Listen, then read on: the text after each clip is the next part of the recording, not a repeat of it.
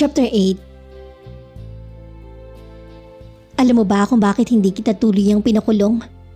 Dahil gusto kitang bigyan ng isa pang pagkakataon na magbago kay Lito. Napatawad na kita at kung natuldukan man ang ating relasyon, sana naman bumangon ka para sa pamilya mo dahil nandyan sila na lubos na nagmamahal sa'yo kay Lito. Hindi ko to ginusto na hahantong ang lahat sa ganito. Kahit wala na tayo, pwede pa naman tayo maging magkaibigan. Mahal na mahal kita, Agatha, at nahihirapan akong kalimutan ka. Marami pang babae dyan kay Lito. Ibaling mo sa kanila yung nararamdaman mo para sa akin. May asawa na ako at mahal ko na siya. Pagtatapat ka sa kanya. Ewan ko, Agatha. Kung magagawa ko pang magmahal sa iba. Tama nang nagkamali ako at natukso ako nun. Kay Lito, ibangon mong muli ang iyong sarili at isipin mo ang iyong pamilya. Maawa ka sa kanila. Oo, pangako, Agatha, ibabangon ko ang aking sarili para sa iyo. Mali, kay Lito.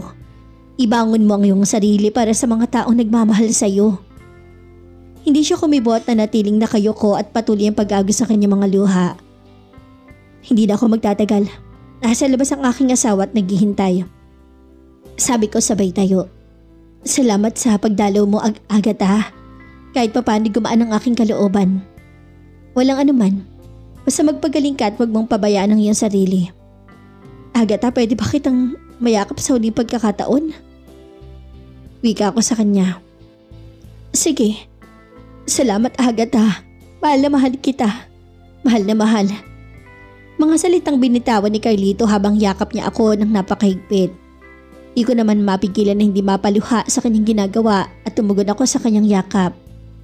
Pwede pa naman tayong maging mabuting magkaibigan kay Lito. Oo, Agatha. Tugon niya at hinaplas ang aking likod. Paalam kay Lito. Sabi ko sa mahinang boses at kumalas na ako sa yakap niya. Hilam sa luha ang mga mata niya habang papaalis na ako. Pero pilit kong tinapangan ang aking sarili para hindi na muling masaktan sa tuwing nakikita ko siyang luhaan. Nang makalabas ako mula sa kwarto ay agad akong napayakap sa aking asawa. Hindi ko alam kung bakit. Basta ang alam ko lang ay pagmamahalang pagyakap ko sa kanya. Kumusta ang pag-uusap ninyo? Tanong niya habang hinahaplos ang aking likod. Okay naman. Sinabihan ko na lang na tanggapin niya na ang katotohanan. Mabuti naman kung ganun. Tayo na. Lumipas sa mga buwan at malapit na akong manganak at lagi na lang nasa bahay dahil tamad akong lumabas. Si Mateo naman ay mas nakilala ko ang kanyang tunay na pag-uugali. Wala akong masabi sa kanyang pagiging mabuting asawa. Naging maayos ang aming pagsasama ni Mateo at binubusog niya ako sa pagmamahal. Lahat ginagawa niya para maging masaya ako at ang aming pagsasama. Nabalitaan ko nilang mula sa aking ina na nangibang bansa na si Carlito. Nagpatulong to sa kanyang tita na nasa San Francisco. Ang rason niya ay para mas madali niya akong makalimutan. Sumapit ang aking buwan ng panganganak at nagsilang ako ng isang malusog na batang lalaki. Masiging masaya ang nararamdaman namin ngayon dahil nadagdagan ng aming pamilya at may magpapatuloy sa lahi ng mga Ford. Ang gwapo ng anak natin, Agatha. Kamukhang kamukha mo. Masayang sabi ni Mateo habang karga niya ang aming sanggol. Hindi naman yan kamukha ni Agatha, Mateo. Kamukha mo naman si Baby, Nathan. Tugon ng aking ina. Hindi naman ang mukha ni Baby. Hati, sabi ni Papa. Patingin nga sa baby ni Mommy. Masaya ko namang sabi. Oo nga, nagmana kay Daddy. Bakit wala sa akin? Kunwari akong malungkot habang hinahaplos ko ang mukha ng aking anak. 3 years later. Ang bilis ng panahon, Dada Mateo. Parang kailan lang, no? Sabi ko sa aking asawa na nasa kabilang gilid ng aming anak habang kami ay nakahiga sa kama. Oo nga ang bilis ng pag-ikot ng taon. Tingnan mo si Nathan, malaki na. Pero natatakot ako baka hindi ko na masilayan ng kanyang pagbibinata. Bakit naman, Daddy? Tanong ko sa aking asawa at nakaramdam ako ng kawirduhan sa kanyang sinasabi. Dahil tinitigan niya ako ng husto at titig na parang ayaw nang matapos. Mahal na mahal kita, Agatha. Gusto ko lagi kang masaya. Masaya naman ako sa piling mo, Mateo. Masayang masaya ako sa ating pagsasama at mahal na mahal kita. Kayo ni Nathan ng buhay ko. Madamdamin kong tugon. Basta kahit anong mangyari, ang gusto ko mananatili ka pa ring masaya at alagaan mong mabuti ang kalusugan mo dahil kailangan ka ni Nathan. Hindi ko maintindihan si Mateo, para bang namamaalam to. Mateo, namamaalam ka ba? Huwag ka nga magsalita ng ganyan. Tumatayo ang mga balahibo ko sa'yo. Sabi ko na may kasamang konting inis. Ngumiti lang siya sa akin at hinaplos ang aking mukha. Matulog ng hatayo. Good night. I love you, Daddy. Sabay halik sa kanyang labi. I love you too, Mommy. Ganti naman niya. Humiga na kami at yakap ang aming 3 taong gulang na anak na natutulog sa aming gitna dahil naglalambing to ng husto. Naging balisa ako at buong gabi hindi nakatulog. Ngunit ang aking mag-amay ang sarap ng kanilang tulog. Malaya ko silang pinagmasdan lalo na ang aking asawa. Napakagwapo ni Mateo sa mga oras na ito. Sobrang maaliwalas ang kanyang mukha na tila lumiwanag sa aking paningin. Hindi ko napigilan ang aking sarili at kusang umangat ang aking isang kamay at nahaplos ako sa kanyang mukha. Ano tong nararamdaman ko? Bakit ganito ang pangungulila ko kay Mateo? Gayong araw-araw at gabi-gabi naman kaming magkasama. Mga tanong ko sa aking sarili. Mama, I want milk. Sabi ng aking anak na nagsimula na tong umiyak. Shh, yes baby, Mama make your milk now. Mama, milk. Paulit-ulit niyang sabi pero nanatili pa rin nakapikit ang mata nito. Daddy? Daddy, yugyug ko kay Mateo. Ungol niyang sagot. Tingnan mo muna si Nathan, gagawa lang ako ng gatas. Okay ma. Tugon niya, sabay yakap sa aming anak. Lumabas ako sa kwarto at nagtungo sa kusina upang gawa ng gatas ang aming anak. Samantala, Mateo's POV. Hindi ako makahinga. Anak, Nathan. Paputol-putol na boses ni Mateo at pilit niyang binuhat si Nathan para ilagay sa kanyang crib. Ang sikip ng aking dibdib. Agata. Sabit niya sa mahinang boses. Pilit tumayo si Mateo para abutin ng tubig sa ibabaw ng lamesa. Ngunit hindi na siya umabot at biglang bumagsak. Daddy! Daddy! Nakutulog pa yata si Mateo. Sabi ko dali-dali kung tinapos ang paggawa ng gatas si Nathan. Dahil narinig ko ang kanyang iyak at patakbo akong bumalik sa kwarto. Laking gulat ko na makita si Mateo na nakandusay sa sahig. Mateo! Paulit-ulit ko sabit sa kanya at patakbo ko siyang nilapitan sa bayogyog. Mateo, ano nangyari? Mateo, gising! Diyos ko, Mateo! Napaiyak na ako ng gusto at hindi ko na alam ang aking gagawin. Dahil sobrang putla na ni Mateo na tila lantang guling na siya. Idagdag pa ang paniiyak ng aming anak. Kami lang sa bahay at ang aming isang katulong. Iyak ako ng iyak habang kinokontak ko ang aking mga magulang at ang kapatid ni Mateo. Nakasalukuyang nasa bakasyon. Tumawag rin ako ng ambulansya at saka ko naman tinawag ang katulong para mahawakan niya si Nathan. Mateo, ano nangyari sa'yo? Mateo, gumising ka! Sabit ko sa kanya at patuloy ang pagyugyug ko sa kanya. Tulirong-tuliro ako at parang nawala saglit sa aking sarili. Mateo, wag mo akong biruin ng ganito! Mateo! Humagulol na ako at kahit alam kong wala ng buhay si Mateo, nagbulag-bulagan ako sapagkat hindi ko matanggap na wala na siya at umaasa ako na natutulog lang siya. Ma'am, ano nangyari kay sir? Gulat na tanong ng aming katulong. Hindi ko alam, gumawa lang ako ng gatas si Nathan, pagbalik ko nasa sahig na siya. Wala sa sarili kong tugon sa katulong. Kinuha niya si Nathan at pinapainom ng gatas ngunit ayaw niya na tila. Naintindihan ang nangyari sa kanyang daddy. Pagkalipas na ng kalahating oras ay dumating ang ambulansya. Pilit nilang binigyan ng lunas si Mateo ngunit wala na talaga itong buhay. Ang sabi nila ay cardiac arrest daw ang nangyari sa aking asawa. Hindi ako makapaniwala at hindi ko matanggap na sa isang iglap ay mawawala si Mateo sa aking buhay. Hindi totoo to. Pagsisigaw ko, habang yakap ang katawan ni Mateo ng mahigpit. Dinala ang katawan ng aking asawa sa ospital para masuri ng mabuti. Sumama naman ako at doon ako inabutan ng aking mga magulang. Agata, ano nangyayari? Luha ang sabi ng tanong ng aking ina. Ma, iniwan na kami ni Mateo. Iniwan niya na kami. Paano na kami ni Nathan? Ang batang-bata pa niya. Humihikbi kong sumbong. Agata anak, sambit ng aking ama at niyakap niya ako ng mahigpit. Ang daya-daya ni Mateo. Sabi niya hindi niya ako sasaktan, hindi niya ako paiiyakin. Anak, tanging nasabi ng aking ina at niyakap niya rin ako. Bakit? Bakit si Mateo pa? Paano si Nathan? Paano na ako? Puro ako katanungan at walang tigil sa kahagulhol. Shh anak, tatagan mo ang loob mo para kay Nathan. Sabi ng aking ama na hinahaplos ang aking likod habang yakap nila ako. Hindi ko po matatanggap na wala na ang asawa ko. Ang aga para kunin siya sa amin. Ang bata pa ni Nathan. Bahayag ko habang hindi pa rin humuhupa ang aking pagkagulhol. Bago pa man dinala si Mateo sa morgue ay pumasok ako sa emergency room. Para akong lumulutang sa hangin habang papalapit ako sa hinihigaan ni Mateo. At nakatakip na mukha nito habang papalapit ako sa kanya. Wala naman tigil ang pag-agos ng aking mga luha. Hanggang sa makalapit na ako sa kama at nanginginig ang aking kamay habang pahawak ako sa kumot mula sa kanyang mukha. Mateo! Mateo, gumising ka. Uuwi na tayo sa bahay. Gumising ka, Mateo. Huwag mo akong biruin ng ganito. Gumising ka, Mateo!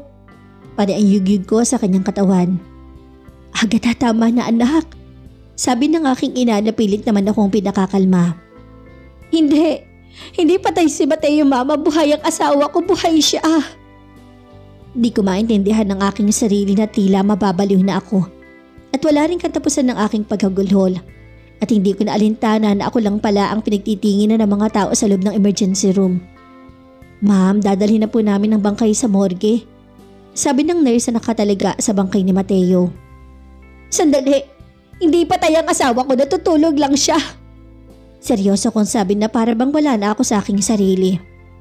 Sige na, dalhin niyo na. Utos ang aking ama at muli niya akong niyakap ng napakahigpit. Sandali, huwag niyong ilayo ang asawa ko. Please, hindi patay ang asawa ko. Huwag niyong ilayo ang asawa ko. Pagsisisigaw ko. Dahil sa nagiging blanko ng isip ko na tila masisiraan na ng bait. Napilitan ng doktor na turukan ako ng pampatulog para kumalma ang aking isip. Hindi ko alam kung ilang oras ako nakatulog at nagkamali na lang ako na nasa isang pribadong kwarto na at binabantay ng aking sister-in-law. Si Mateo? Tanong ko at napabalikwas ang bangon. Nasa bahay na siya, Ate Agatha. Huwag ka na mag-alala, inaasikaso siya ng iyong mga magulang. Umuwi na tayo, kailangan ako ng kuya mo. Please Ate Agatha, tatagan mo ang iyong loob para sa aking pamangkin. Ate, kailangan ka ni Nathan. Turan niya at umiiyak ito. Natahimik at ako at muli na namang umagos ang aking mga luha. Dali-dali niya naman akong niyakap. Paano ko ba ito lalabanan? Paano ko ba ito kakayanin? Binigla ako ng kuya mo. Hindi pa ako handa. Tugon ko na patuloy ang paghabahan ng aking mga luha. Umuwi kami sa bahay at nang makarating na kami hindi muna ako bumaba sa kotse at pinagmasdan ko ang buong paligid. I love you, Mama Agatha. Nakangiting sigaw ni Mateo habang karga niya si Nathan at nilalaro sa ere. Habulin mo kami, Mama Agatha. Sigaw niya habang tumatakbo siya sa kandong ni si Nathan at tuwang-tuwa naman ang aming anak. Ate, tayo na sa loob. Pukaw naman sa akin ang kapatid ni Mateo. Lumabas ako sa sasakyan at sobrang bigat ng aking mga paa. Sumalubong ang aking ina sa may pintuan at karga niya si Nathan. Mommy? Masiglang tawag ni Nathan at napatitig ako sa inosenteng mukha ng aking anak na halatang hindi pa niya alam ang nangyayari sa paligid. Awang-awa ako sa kanya at dahan-dahan ko siyang nilapitan at muling bumaha ang aking mga luha. Maingad ko siyang kinuha at niyakap ng napakahigpit para kahit papano makahugot ako ng lakas. Karga ko ang aking anak at nilapitan ko ang kabaon ng aking asawa. Hindi pa nga ako nakalapit ay nagsimula ng manghina ang aking mga tuhod at sobrang naninikip ang aking dibdib. Na para bang gusto ng sumigaw ng sumigaw. Mateo, ang daya-daya mo naman. Ang sabi mo hindi mo ako sasaktan. Sabi mo hindi mo ako paiiyakin. Pero ano itong ginagawa mo sa akin? Bakit Mateo? Bakit ang aga mo nang iwan? Mga tanong ko tumagulhol na naman. Mommy? Mommy? Sabi ni Nathan at umiiyak to habang pinagmamasan niya ako at panay po na sa aking mga luha. Anak, paano ko ba sasabihin sa iyo ang lahat? Garalgal kong tanong habang yakap-yakap ko ang aking anak at napalihod ako sa harapan ng kabaong. Anak, halika. Sabi ng aking ama at pinatayo niya ako. Lumapit rin ang aking ina at maagap niyang kinuha si Nathan. Huwag pa, dito muna ako sa tabi ng asawa ko. Hayaan niyo muna ako na makapiling ko siya. Pakiusap ko. Iniwan naman nila ako at niyakap ko sa kabaong si Mateo. Alam mo ba Mateo, mas masakit pa ang ginawa ko sa akin ngayon kaysa ginawa ni Carlito noon. Kasi sinaktan mo ako ng sagad. Iniwan mo ako ng panghabang buhay. Ang sakit, Mateo, dahil mahal na mahal kita. 1 year later. 1 taon na nakalipas, Mateo, pero hindi ko pa rin matanggap ang biglaan mong pang-iiban sa amin ni Nathan. Umaasa pa rin ako na babalik ka sa amin ng anak mo, na sana ang lahat ng ito isang panaginip lang. Bumalik ka na, Mateo. Sobra ka na naming namimiss ang anak mo. Bumalik ka na, kailangan kita, Mateo. Agatha? Malamig na boses si Mateo na sumambit sa aking pangalan at may kasamang malamig na hangin na dumapo sa aking pisngi. Mateo? Sabi ko na nga ba babalik ka? Sabi ko nang makita ko siya. Agatha, mahal na mahal ko kayo ni Nathan. Sana mapatawad mo ako. Hindi ako matahimik kapag nakita kitang ganito. Ang gusto ko na muli kang liligaya. Pakawalan mo na ako, Agatha, at palayain mo na ako. Mahal na mahal kita. Mateo! Humagulol ako dahil sa kanyang sinasabi. Sumigaw ako habang papalayo siya sa akin. Hinabol ko siya ngunit bigla na lang tong naglaho. Agatha! Agatha, anak, gising! Yugyug ng aking ina. Mama, nandito ang asawa ko, ma. Sabi niya palayain ko na daw siya. Anak, hindi matatahimik ang kaluluwa ng asawa mo kung patuloy kanyang nakikita na ganyan ka. Mahal na mahal ka ni Mateo, anak. At hindi niya ginusto na iwanan kayo ni Nathan. Ang itaas ang may gusto nito kaya tanggapin mo na, anak. Nawala man si Mateo sabalit nag-iwan siya sa'yo ng isang magandang alaala. At si Nathan yun, anak. Umiiyak na paliwanag ng aking ina. Mama! Napasigaw ako at napahagulol na naman. Umuwi ka na, anak, at hinahanap ka na ni Nathan. At malungkot akong tumayo mula sa puntod ng aking asawa. Dadalawin kita dito bukas, Mateo, mahal na mahal kita. Mommy? Sabit ng aking anak na makita niya ako na papasok na sa aming bahay. Nathan, tugon ko habang napayakap ako ng gusto sa aking anak. I miss you, Mommy. I miss you to, anak. Turan ko at biglang bumaha ang aking mga luha sa balikat niya. Mommy, sabi ni Daddy, alagaan daw kita. Sabihin ko rin daw sa'yo na huwag ka malungkot kasi nandito naman ako. Kwento ng aking anak sabay puna sa aking mga luha. Kailan niya sinabi, anak? Tanong ko. Kagabi po. At sabi ni Daddy, lagi daw kitang papasayahin. Muli ako napayakap sa aking anak at awang-awa ako sa kanya. Mami, nagutom ka na ba? Nagluto kami ni Lolo. Tumango ako at pilit ng ngumiti. Tumayo ako at binuhat ang aking anak at nagtungo kami sa kusina. Agatha? Tawag ng aking ama. Tumingin ako sa kanya at pulang boses na lumabas mula sa aking bibig. Magbakasyon kaya kayo ni Nathan? Saan naman kami pupunta pa? Sa masasayang lugar, anak. Sige pa, pag-isipan ko. Gusto niyo bang sumama ni Mama? Ay hindi na, anak, kayo na lang muna ni Nathan para naman magkabanding kayong mag-ina. Mami, sabi ni Lolo maganda raw sa Baguio at maraming fresh strawberry doon. Sabat ng aking anak. Gusto mo ba doon, anak? Opo. Masigla niyang sagot. Okay, this week pupunta tayo doon. Talaga, Mommy? Oo. Yay, makakapunta na ako sa fresh strawberry. Thank you, Mommy. I love you. Masiglang boses ng aking anak sa bayakap sa akin. I love you to, anak. Nang matapos kaming kumain ay pumasok na ako sa kwarto at iniwan ko ang aking anak sa kanyang lola dahil gusto ko magpahinga. Papasok pa lang ako sa pinto ng aming kwarto ni Mateo ay kalungkutan agad ang sumalubong sa akin.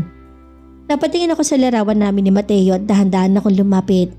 Nagsimula namang uminit ang aking mga mata na tila gustong pumatak ang mga butil ng luha. Mahal na mahal kita, Agatha. Ayokong mawala ka sa akin. Boses ni Mateo na muling bumalik sa aking alaala. Ayaw mong mawala ako sa iyo pero ikaw bang nawala sa akin, Mateo. Mahal na mahal kita, Mateo. Akala ko habang buhay na ako magiging masaya. Akala ko hindi na ako muling iiyak. Akala ko hindi na ako masasaktan. Ngunit hanggang ngayon patuloy pa rin ako nasasaktan, Mateo. Salita ko mag-isa. Umupo ako sa may kama, niyakap ang larawan naming dalawa. Habang patuloy naman ang pag-agos ng aking mga luha. Humiga ako at yakap pa rin ang aming picture frame.